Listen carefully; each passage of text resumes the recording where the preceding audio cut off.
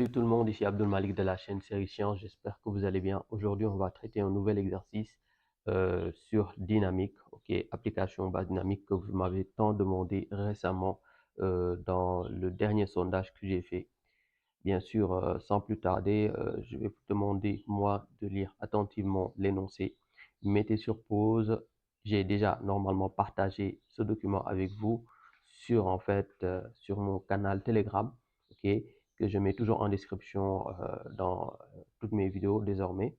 Et une fois que vous êtes dans ce canal Telegram, vous aurez forcément accès à ces divers documents. Donc, allez rejoindre le canal et voilà, pour agrandir encore ce canal parce que dans ce canal, je partage tout ce qui est cours aussi, tout ce qui est exercice. Parfois même, je corrige d'abord des exercices corrigés. Donc, si vous êtes vraiment intéressé, allez rejoindre ce canal, mais aussi n'oubliez pas de vous abonner et d'activer la cloche de notification. Vous avez en fait un rail à eau dont la forme est celle d'un quart de cercle de rayon R est égal à 1 mètre, conformément à la figure ci-contre. Un point matériel de masse M abandonné sans vitesse initiale glisse sur le rail sans frottement. En haut est fixé un plan incliné vers le bas de 45 degrés. Le point matériel quittant le rail en haut décrit une trajectoire qui rencontre le plan incliné en haut'. Ok, premièrement, on repère la position du point matériel par l'angle θ exprimé. Vm, norme de la vitesse du point matériel en M, ok, en fonction de θ, R et G. Donc, c'est le premier point qu'il faudra faire. Bon, bien sûr, je vous invite à lire tout l'énoncé avant d'entamer l'exercice. Moi, je l'ai déjà traité, donc ce sera assez facile pour moi de savoir comment m'y prendre. Donc, première chose, c'est d'exprimer la vitesse Vm en fonction de θ, R et G. On rappelle au départ qu'elle passe sans vitesse initiale. Donc, pour faire simple ici, ce qu'il faudra faire, c'est appliquer le théorème ici de l'énergie cinétique. Donc, tout d'abord, on va prendre ici le système qui correspond au solide, c'est le point matériel. Le référentiel est terre supposé galiléen et les bilans des forces, c'est le poids et la réaction, vu que les forces de frottement sont négligées. Maintenant, le théorème de l'énergie cinétique, ce sera entre ici, entre A et M. Par conséquent, on pourra dire 1 demi de M Vm carré moins 1 demi de M Va carré est égal à travail du poids plus travail de la réaction. Bon, petite remarque, la réaction, elle est toujours perpendiculaire à la direction du mouvement. Le poids est quant à lui, en fait, dirigé vers le bas. Lui, en fait, il va être considéré, bon, attentivement, la réaction, son travail est nul. Le travail du poids est quant à lui son travail moteur parce qu'il s'agit d'une descente. Maintenant, le travail du poids sera suivant une certaine hauteur. Donc ici, je vais agrandir le schéma pour vous montrer la hauteur sur laquelle, en fait, il y aura une variation. Ce sera cette variation-là. Parce qu'en fait, l'altitude entre A et M, c'est ça. Et si vous revenez ici, on peut délimiter un triangle rectangle, vous voyez bien. Et donc, ce triangle rectangle, avec bien sûr, ici, vous avez bien sûr l'hypoténuse qui correspond au rayon. Par conséquent, la hauteur là, ce n'est rien d'autre que, en fait, R cos θ. Donc, la hauteur ici correspond à R cos θ. Le travail de R est nul. Le travail du poids, lui, quant à lui, est moteur. La vitesse initiale est nulle. 1 demi de mva carré est nul, ce qui fait 1 demi de m vm carré est égal à travail du poids, à savoir mgh, et h ici correspond à r cos θ. Finalement, je peux factoriser par m de part et d'autre et multiplier par 2 de part et d'autre.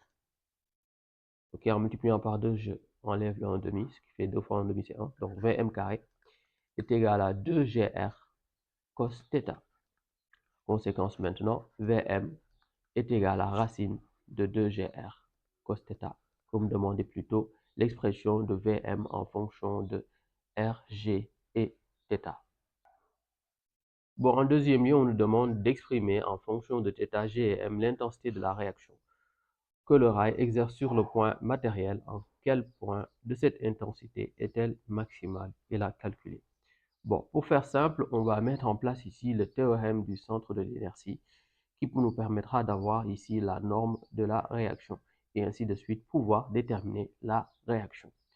Maintenant, arrivé là, on rappelle qu'il n'y a pas de force de frottement, donc j'ai déjà mis en place le bilan des forces, c'est le poids et la réaction est égal à MA. Bon, je vais faire la représentation. Vous avez la réaction qui est là et le poids qui est dirigé ici. Donc là, je vais utiliser la base de Frenet pour illustrer tout ça.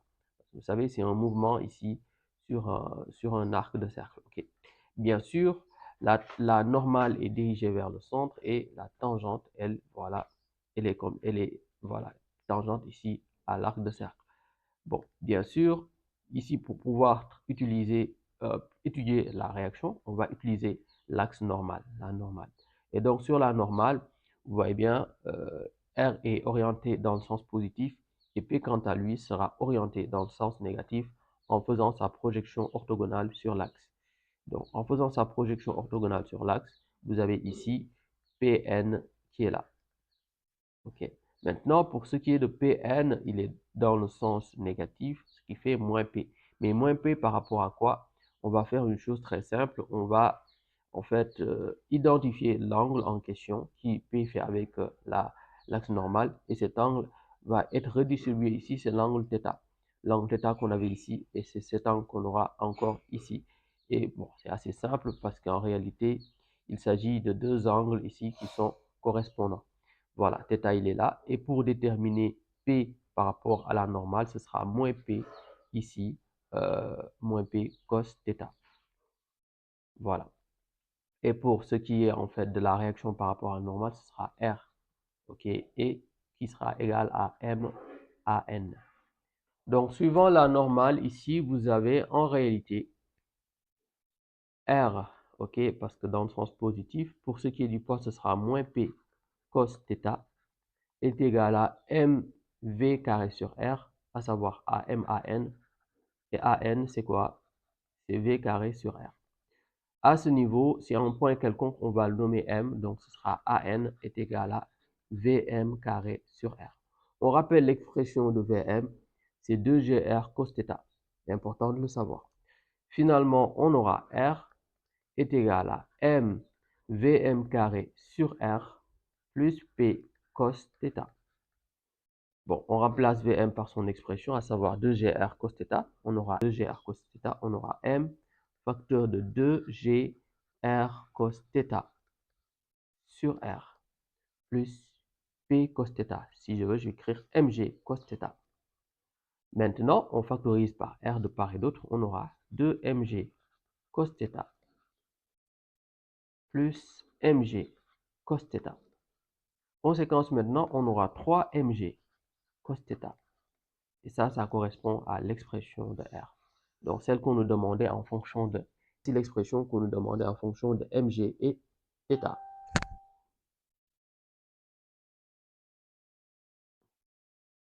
Bon, maintenant, la question suivante revient à déterminer en fait en quel point cette intensité est-elle maximale. Déjà, pour qu'elle soit maximale, l'expression de R, il faudrait que cos θ soit maximale. Et cos θ maximale revient à dire cos θ est égal à 1. Maintenant, ce qui permet de dire R est égal à 3mg fois 1, donc 3mg. Elle sera égale à 3mg si cos θ est égal à 1, à savoir θ est égal à 0. Donc θ est égal à 0 revient à dire que l'angle θ est nul et donc ça va correspondre ici au point M. Je vais agrandir le schéma, vous allez voir. Si θ est égal à 0, ok, ça veut dire que θ, en fait, voilà. Voici finalement la position pour laquelle θ sera égal à 0 et c'est le point O. C'est assez simple, n'est-ce pas? Maintenant, la suite reviendra à calculer en fait la norme de R. Donc, on va dire R est égal à 3 mg. Donc, on va dire 3 fois la masse, à savoir 10 grammes, 0,01, fois l'intensité de pesanteur, à savoir 10. Et on trouve ici une valeur de 0,3 Newton.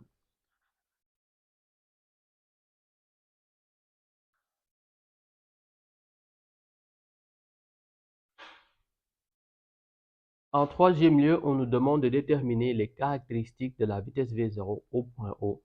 En fait, une fois que le solide arrive ici, il va ici au point O avoir une nouvelle vitesse V0. Donc, pour déterminer cette vitesse, on rappelle l'expression générale de la vitesse du point matériel sur l'arc de cercle AO. En fait, ce sera Vm est égal à 2gr cos θ. OK. Donc, ici, M, si M revient vers, en fait, M, un point quelconque, devient le point O. Donc, en haut, ici, Vm devient V0, ce qui fait racine de 2GR, cos de 0. Cos de 0, c'est quoi? C'est 1, ce qui fait racine de 2GR. Et donc, V0 sera égal à 4,47 mètres par seconde en faisant le calcul. Maintenant, arrivé là, sa direction, en fait, sera assez simple à déterminer. Regardez bien attentivement. Arrivé là, en fait, l'objet va venir là et va prendre, voilà, cette direction. Donc, du coup, on pourra dire qu'elle sera parallèle à l'axe I, ok? Parallèle à l'axe OX si vous voulez, ou bien parallèle à l'horizontale. En fait, c'est ce qu'on va dire à ce niveau. Donc là, la chose qu'il faudra dire pour ici V0, sa direction ici est parallèle à l'horizontale.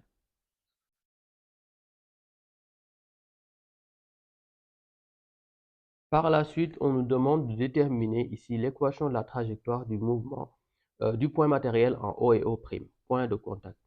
Par la suite, on nous demande de déterminer l'équation de la trajectoire du point matériel entre O et O'.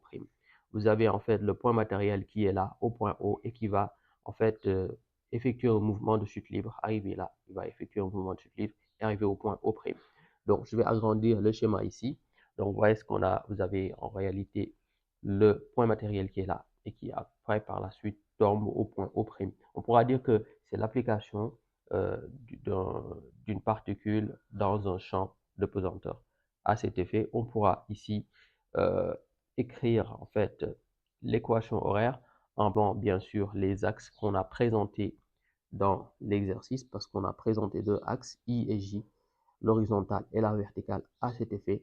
Et vous avez également l'accélération qui, de par ces deux composantes, la composante horizontale et ici verticale.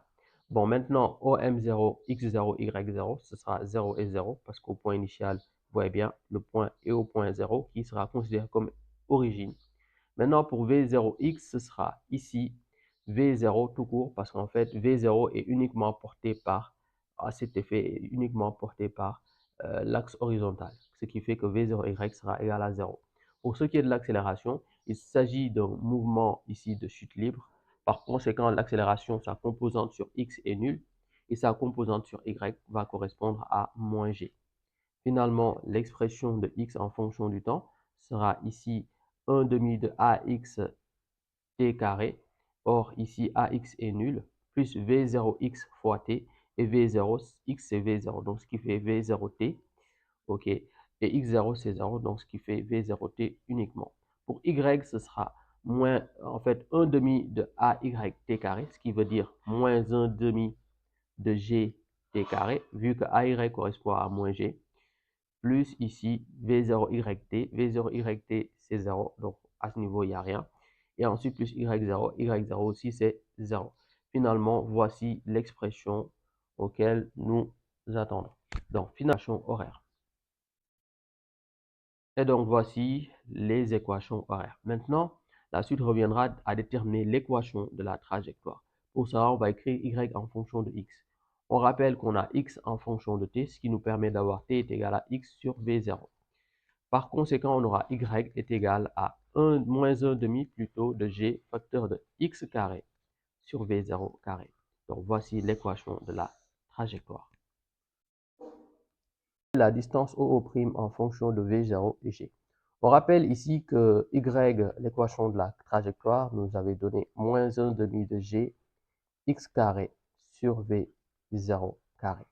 Maintenant, là, bien sûr, la distance OO', il a en réalité deux composantes, ok, à savoir XO' et YO'. On rappelle de base, on avait dit plus tôt que en fait, cette pente fait un angle de 45 degrés. Si vous vous souvenez de l'énoncé, en fait, en haut est fixé un plan incliné vers le bas de 45 degrés. Donc, comme c'est un angle de 45 degrés, à ce niveau, on va dire que l'angle fait 45 degrés. On rappelle l'expression ici de l'angle tangente alpha correspond ici à Y0' sur X0'. C'est important à savoir dans ce cas de figure. Maintenant, Y0' en réalité est négatif. On ne va pas dire Y0', mais valeur absolue de Y0'. C'est assez simple, n'est-ce pas? Par conséquent, on aura ici tangente de quoi? Alpha, alpha qui correspond à 45 degrés, et tangente de 45 degrés est égale à 1, ce qui veut dire que valeur absolue de y0', ok, sur x0' est égale à 1. Donc, y0' en valeur absolue est égal à x0'. Voilà ce qu'il faut savoir à ce niveau. Donc, ce qui nous permettra d'écrire ici, valeur absolue de y0' est égal à, ici, valeur absolue de 1 moins 1 demi de g, ok, et x on remplace par x0', ce qui fait x0' au carré sur v0 carré. Conséquence maintenant, on rappelle que y0' est égal à x0', donc cette expression aussi est égale à x0'. Bon, finalement, cette expression en valeur absolue revient à enlever le signe moins. On aura ici 1 demi de g x0' au carré sur v0 carré est égal à x0'. Bon, là, la chose qui va suivre, ça reviendra à remplacer en réalité, à simplifier ici par x0. Et donc, on aura ici, de part et d'autre, 1 demi de gx0 sur v0 carré est égal à 1. Et après nous permettra d'avoir x0' est égal à. Et donc, pour déterminer la distance OO', ça reviendra à déterminer la norme du vecteur OO'. Et le vecteur OO', je vous rappelle, il a pour composante ici x0' et y0'. Donc, la norme de OO', ce sera racine carrée de x0' au carré plus y0' au carré. On rappelle que y0' au carré, c'est x0', ce qui revient à dire racine de 2 fois x0' au carré. Donc, la distance OO' sera égale à racine de 2 fois x0' au carré. Prime est égal à racine de 2 fois x0'. Et donc, ce qui nous permettra d'avoir 2 racines de 2, v0 carré sur g. Donc, voici l'expression qu'on nous demandait de la distance en fonction de V0 et G. En réalité, la force de frottement agissant tangentiellement entre A et O n'est pas négligeable. Ainsi, l'expérience donne ici OO' est égal à 4,7 mètres. Évaluez alors l'intensité de la force F responsable de l'écart entre la valeur expérimentale et la valeur théorique de OO'. Donc, pour cela, on va mettre en place le théorème de l'énergie cinétique entre A et O. On aura du coup 1 demi de mv'0 carré, à savoir la nouvelle vitesse expérimentale à ce niveau, parce que comme il y a forcément une force de frottement, on n'aura plus la même vitesse V0 qu'on avait plus tôt. Ok, moins 1 demi de mva carré est égal à travail du poids plus travail des forces de frottement plus travail ici de la réaction. Le travail de la réaction, comme à son habitude, est nul ici.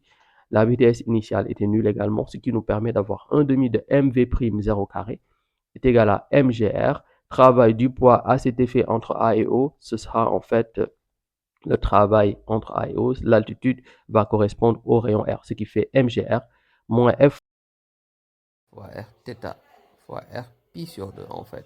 En fait, l'angle en question sera radian.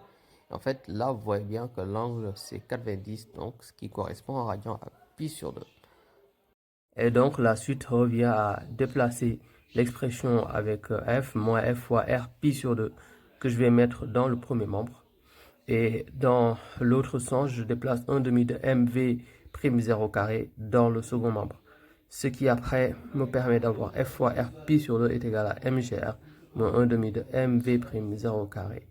Et donc, partant de là, je pourrais déterminer F qui sera égal à mgr moins 1 demi de mv'0 carré sur R fois pi sur 2. Maintenant, la chose restante sera de déterminer V'0 carré vu que c'est la seule grandeur physique dont nous ne connaissons pas la valeur. Donc, on va revenir sur l'expression de OO', c'est 2 racines de 2 V0 carré sur G.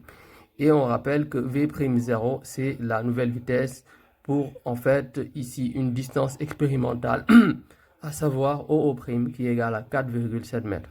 Donc, cette distance expérimentale sera en relation avec V'0 carré. Et V'0 carré, pour le déterminer, en fait, on va passer par la relation qu'il a avec la distance expérimentale, ce qui nous fera G fois OO' expérimental sur 2 racine de 2. Voilà. Donc, au final, on aura à trouver 16,61. V'0 carré est égal à 16,61. On pourra procéder à l'application numérique afin de déterminer la valeur de f. Et donc, arrivé là, on a f est égal, bon, je remplace chaque expression par sa valeur. Ok, ce qui nous permet d'avoir f est égal à 10,001 fois 1 moins 1 demi de 0,01 fois 6,61 sur 1 fois pi sur 2. En rappelant bien sûr chaque expression par sa valeur. Et bien sûr, on trouve pour f une valeur de 1,079 10 puissance moins 2 newton. Voici la valeur de f. Bon, nous avons fini cette vidéo. J'espère qu'elle a été à votre goût. Si c'est le cas, n'oubliez pas, bien sûr, le petit like et ainsi que de partager à vos camarades pour récompenser le travail. Bien sûr, d'autres vidéos comme celle-ci viendront. Je donnerai ici des sujets type bac, ok, pour permettre aux élèves de mieux comprendre les notions sur dynamique. Donc, on se dit à très bientôt. Prenez soin de vous. Que Dieu vous garde.